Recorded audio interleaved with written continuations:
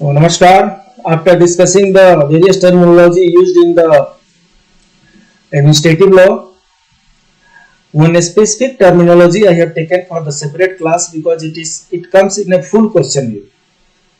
In 2014 probation clearance exam, it was 10 marks question. So I have taken it separately, and that is known as vicarious liability. As I told, because of act or omission, if right of somebody is infringed and he is injured, that means he is affected. Because of act or commission, if some other person is affected, then liability arises. So in law, generally, liability is imposed upon the person who commits the mistake. In tort, they are called as tortfeasor, wrongdoer, and in crimes, they are known as criminals. So liability is imposed upon the tortfeasor or criminals. This is the general law. What is difference? Now vicarious liability is different from general rules. It's exception to the general rules. In vicarious liability for the wrong committed, one person is made liable for the wrong committed by other person. So to understand better, generally a person who commits wrongful act is liable for that. So here act and omission means wrongful act, wrongful omission. So a person who committed wrongful act is liable for that, but sometimes a person may be liable for the wrongful act of another also. This is known as vicarious liability. Vicar means another. Vicar means another. So because of some other person's wrongful act, third person is being liable. So that is why it is known as vicarious liability. So what Simon says in general, a person is responsible only for his own act, right? In common parallels, generally a person is responsible for his own act, but there are exceptional cases in which the law imposes on him vicarious liability for the act of others, however blameless he himself is. That third person is whether blameworthy or blameless, that is not material, but he is responsible. So what happens? A vicar is one who performs the function of another. He is substitute. I will give you example. A person is owner of transport company. So he is the owner of the transport company, and he is running so many buses or trucks. So he has employed so many drivers. So on the road, if driver commits some accident, driver as well as his owner, whether his owner is sitting in some other city, doesn't matter, his owner is also liable, and that liability is known as vicarious liability. As far as ESIC is concerned, whenever branch manager or SSOs, they are the field officers. So whenever field officers are doing some act, and if other party is not satisfied, he will go to court of law against the ESIC, not against the SSO, because ESIC is the vicariously liable for that act. Then doctrine of vicarious liability is based upon the liability of the principal of the act of his agent, liability of the partners, and liability of master for the act of his servant.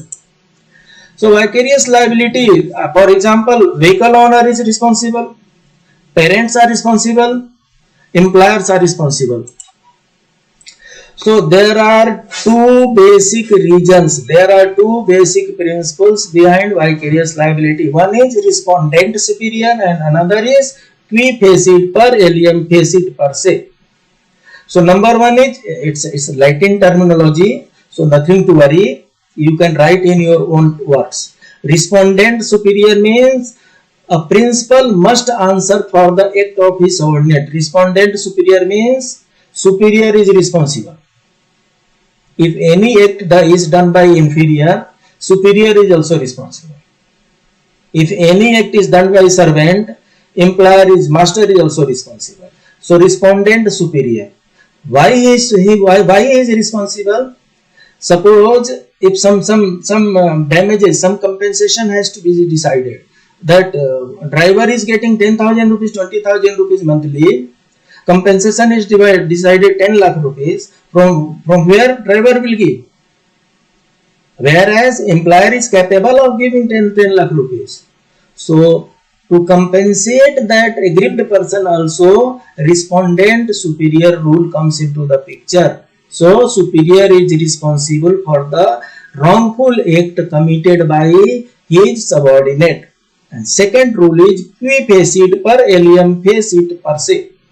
The meaning is who he employs another person to do something does it himself.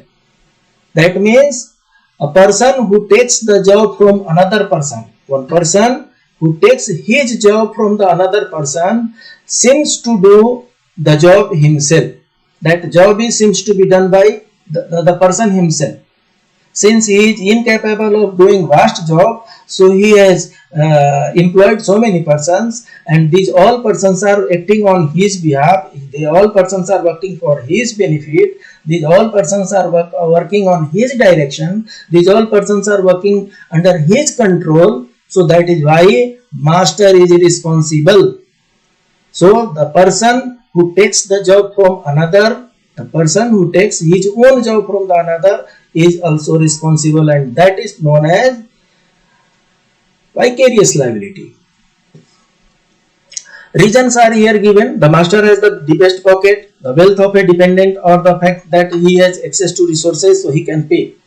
Vicarious liability encourages accident prevention by giving an employer a financial interest. So in case of accident cases, employer can compensate. As the employer makes a profit from the activities of his employee, employee gets only salary. Remaining all profit goes to the employer. So he should also bear some losses that those activities causes. If you are getting benefited, you should be ready for little bit losses to be compensated also. If you enjoy fire, you should be ready to face smokes also. So the basic thing is, for vicarious liability, everywhere vicarious liability doesn't arise. For vicarious liability, there has to be relationship, some relationship between A and B. Some wrongful act has been done, and that wrongful act is done in connection with the work, in connection with the relationship. So it can be ratified by, it can be done by ratification, relationship, or abatement also. What are the essentials? The tort was committed by the servant, and the servant has committed the tort in the course of employment. If the two conditions are fulfilled, then master is also liable for servant's job, and that is known as vicarious liability. Vicarious liability deals with cases where one person is liable for the act of another. In field of tort, it is considered to be exception to general rule, and it is based upon the principle of qui facit per alium facit per se. It is based upon the principle that vicarious liability is respondent superior.